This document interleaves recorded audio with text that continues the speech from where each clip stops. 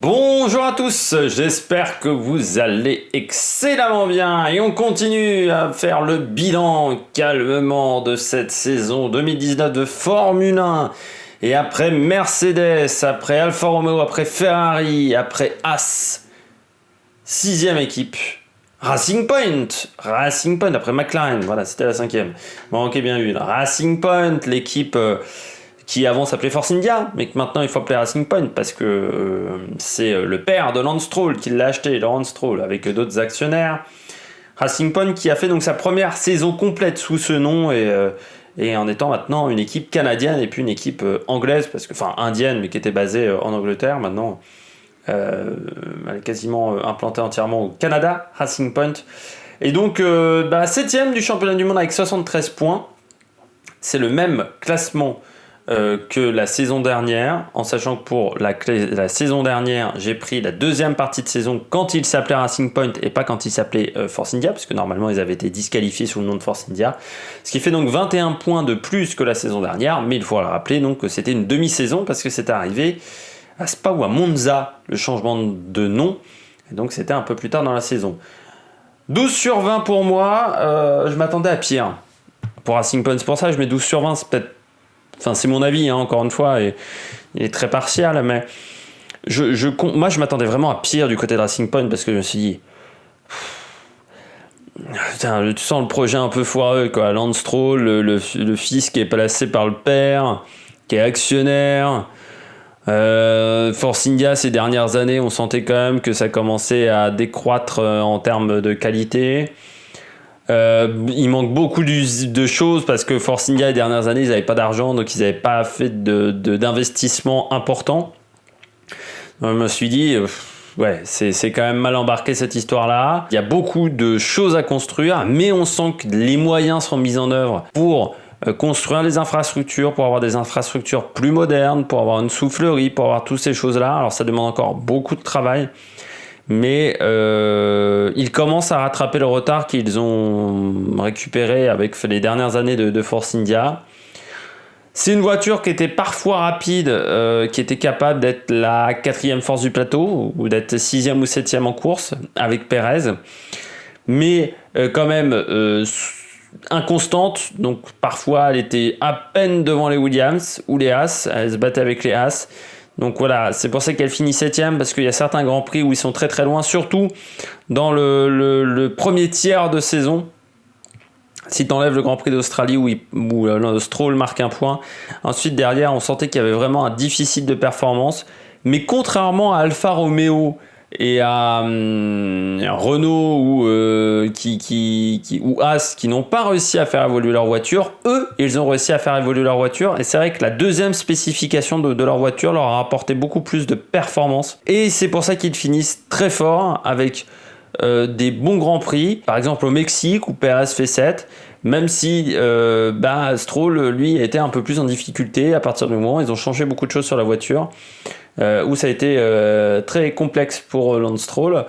Au final, je trouve bonne saison. Ils finissent quand même devant Alfa Romeo qui a beaucoup plus de moyens que Racing Point, et ils font une bonne fin de saison.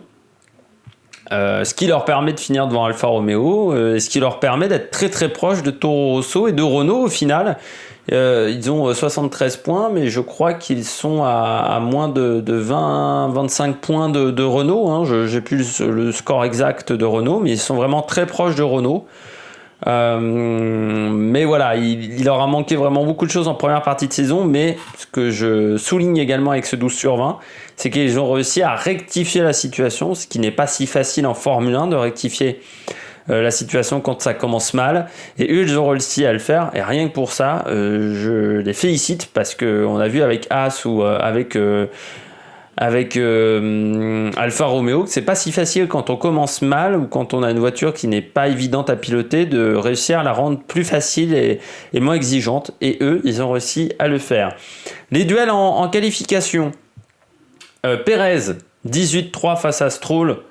Je n'ai pas compté, enfin il y a le problème en Q1 à Monza, écart moyen pour Perez c'est 104 millièmes, alors il domine Stroll, mais l'écart n'est pas si grand que ça au final. Chez Mercedes, c'est 122 millième par exemple. Donc l'écart est pas si grand que ça. Donc même si Stroll est dominé, il n'est pas si laminé que ça, même si les chiffres sont assez méchants pour lui. Et puis en course, c'est Perez également 16-5 face à Lance Stroll. Sergio Perez, bonne saison pour Sergio Perez, 10e avec 52 points, moins 10 points et moins de place, mais on rappelle que l'année dernière, il y avait une voiture, la situation était un peu plus facile quand même. 11 top 10, mais 0 top 5, simplement 4 Q3 et 2 abandons. 4 Q3, ça montre que la voiture n'était pas exceptionnelle. Parce que Perez, même si c'est pas le meilleur pilote en qualification, c'est quand même un pilote qui a déjà réussi à aller en deuxième ligne. Je crois que sa meilleure qualification, ça doit être une 3e place. À vérifier s'il n'avait pas déjà fait une première ligne, Perez quand même.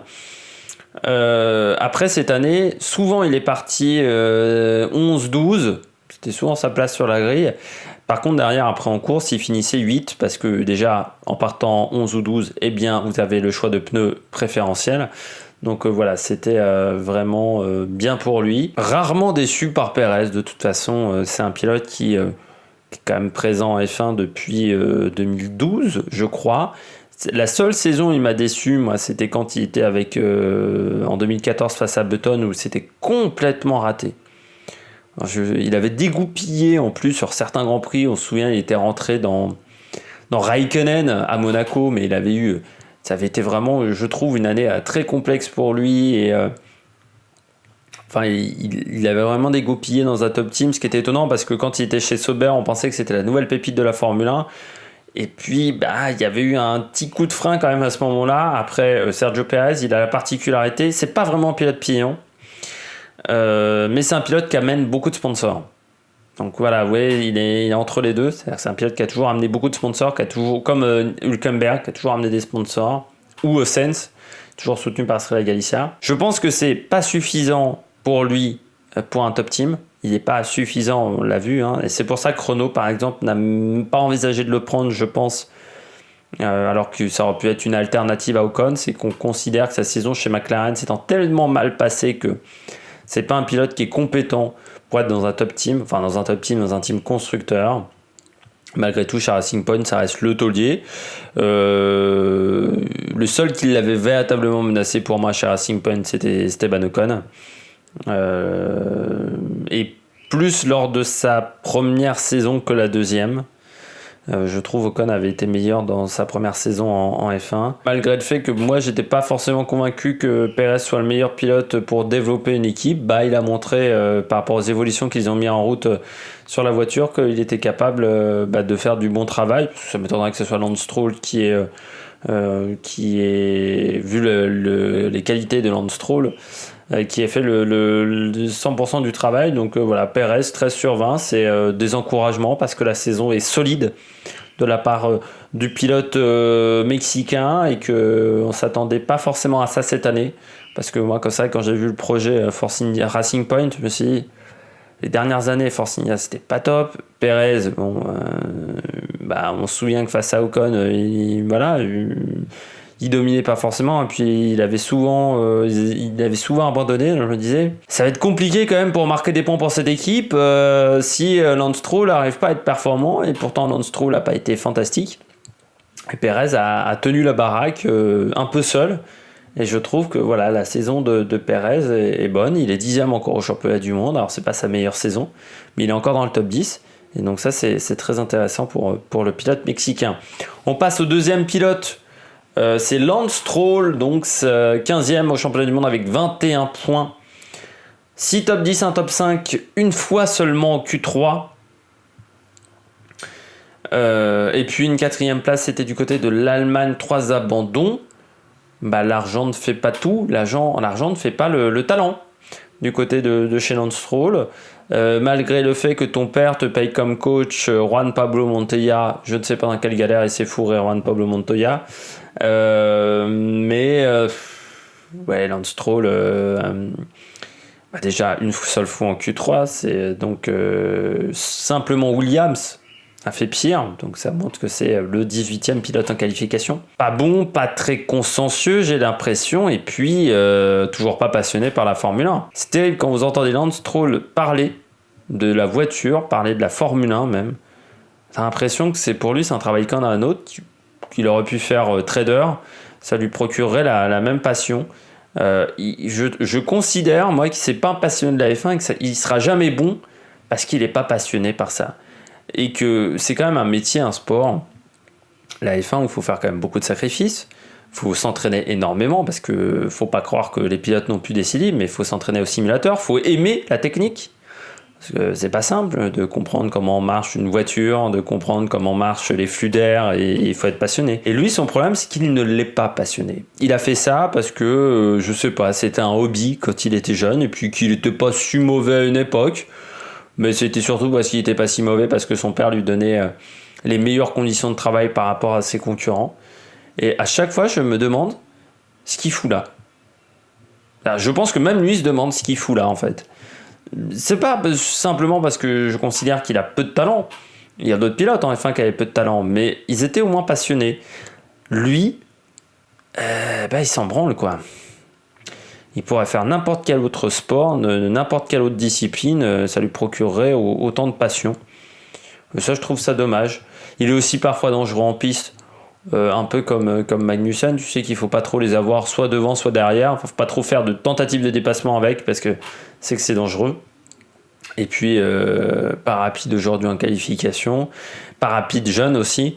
C'est-à-dire que c'était pas le pilote le plus performant chez les jeunes, et c'est compliqué d'être performant en F1 quand on n'a pas été performant chez les jeunes. Et qualif, c'est vraiment la catastrophe, parce qu'une seule Q3, alors que son coéquipier en fait 4 quand même. Même sa meilleure qualification, c'est 9ème. Son coéquipier fait 4 places devant. Donc vraiment, il a un souci dans ce domaine-là, plus sur certains circuits. Monaco par exemple, où il ne s'en sort jamais. Il a vraiment des circuits fétiches, par exemple Bakou, et puis il y a des circuits où il s'en sort pas du tout. Monaco par exemple, cette année, il tournait à 1,5 seconde de son équipier, et vraiment il avait aucun rythme, il n'arrivait pas à trouver de sensations, alors que pourtant ça fait depuis 3 ans qu'il est en F1. Lance Stroll, c'était sa 3e saison. Il n'a pas réussi à trouver ses repères sur un circuit où on y va pour plus que la 3e fois, parce que je pense qu'il en avait fait dans d'autres catégories également à Monaco. Je trouve ça assez moyen, et ça montre aussi que c'est pas un passionné de F1, parce que quand on n'est pas performant sur un circuit, on essaye de faire du simulateur, ce qui n'a pas l'air d'être le cas avec Lance Stroll, et c'est pour ça que je mets un 5 sur 20, parce si on avait pris en compte que la performance, pour moi, 7 ou 8. Mais le fait qu'il soit pas passionné, ça m'emmerde tellement, ça me fait tellement chier, que c'est pour ça que je mets un 5 sur 20. On passe aux enjeux 2020 pour Racing Point. Pour les enjeux 2020, grâce aux nouvelles infrastructures, progresser, même si toutes ne seront pas encore au point. L'intersaison va être également plus calme, plus facile.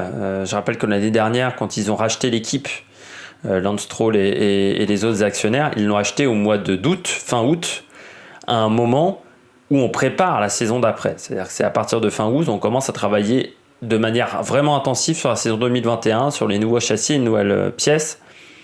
Donc forcément, des voitures de début de saison, c'était juste une évolution de la voiture 2018, parce qu'ils avaient pris beaucoup de retard à ce moment-là, vu qu'ils étaient en plein rachat, il y avait une mise en faillite. Donc voilà, c'était pas forcément la situation idéale pour préparer à la saison 2019. Donc là, en 2020, normalement, ça devrait être plus calme. Objectif, je pense très clairement, la 5e, 6e place est totalement jouable, donc gagner 1 ou 2 positions, même si ça sera pas simple avec Stroll, qui devra vraiment hausser son niveau avant une saison 2021, pourquoi pas sous le nom d'Aston Martin, parce que ce qu'on a appris, c'est que le père de Lance Stroll, Lawrence Stroll, serait en train de racheter Aston Martin, qui serait donc à vendre. Et que avoir Aston Martin en Formule 1, ça aurait quand même de la gueule, même si aujourd'hui on a déjà un peu d'Aston Martin en Formule 1, parce que je rappelle qu'ils prêtent beaucoup d'infrastructures à Red Bull. Enfin, qu'ils ont des accords avec Red Bull. Mais avoir une équipe qui s'appelle vraiment Aston Martin, ça serait quand même pas mal pour la Formule 1, et ça permettrait d'avoir un constructeur supplémentaire. Eh bien, j'espère que vous avez aimé cette vidéo, surtout si vous vous appelez Lance Stroll, même si j'ai été méchant avec vous. N'hésitez pas à vous abonner, n'hésitez pas à mettre un pouce bleu, n'hésitez pas à réagir dans les commentaires. Puis nous, on se retrouve pour de nouvelles aventures sur la Formule 1 et surtout sur la Merck Production. Allez, ciao, ciao!